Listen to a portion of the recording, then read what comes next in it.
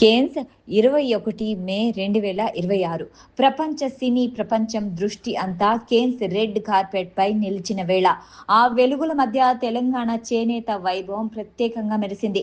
భారతీయ సంస్కృతి, చేనేత సంపదను ప్రపంచ వేదికపై నిలబెడుతూ రష్మిక ఠాగూర్ 79వ ఫెస్టివల్ ది కేన్స్ లో తన అద్భుత ఆరంగేట్రంతో అందరి దృష్టిని ఆకర్షించారు. తెలంగాణ మాస్టర్ నేతన్నల చేతుల్లో పుట్టిన 200 ఏళ్ల పోచంపల్లి ఇక్కత్తో రూపొందించిన ప్రత్యేక కూచర్ దుస్తులను ఆమె ధరించారు.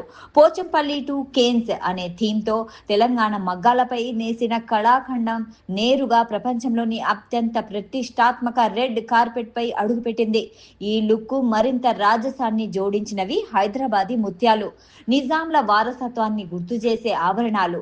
ఇక్కత్ డిజైన్ల సొగసుకు సరిపోయేలా అలంకరించిన ఈ ముత్యాలు భారతీయ వస్త్ర సంపద, రాజస ఆభరణాల గొప్పతనాన్ని ప్రపంచానికి మరోసారి పరిచయం చేశాయి. కేన్స్ లో మాట్లాడుతూ రష్మి ఠాకూర్ భావోద్వేగంగా ఇలా అన్నారు: ఈ రెడ్ కార్పెట్ పై నడవడం నా వ్యక్తిగత విజయం మాత్రమే కాదు, ఇది తెలంగాణ గర్వం.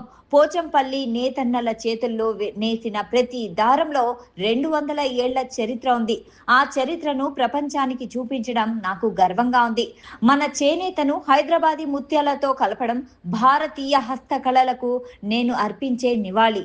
మే 13 నుంచి 24, 2026 వరకు జరుగుతున్న 79వ ఫెస్టివల్ ది కేన్స్ లో రష్మి ఠాగూర్ హాజరు భారతీయ చేనేత, హైదరాబాదీ ముత్యాలను ప్రపంచ లగ్జరీ అండ్ ఫ్యాషన్ సంభాషణలో కేంద్రంగా నిలిపింది.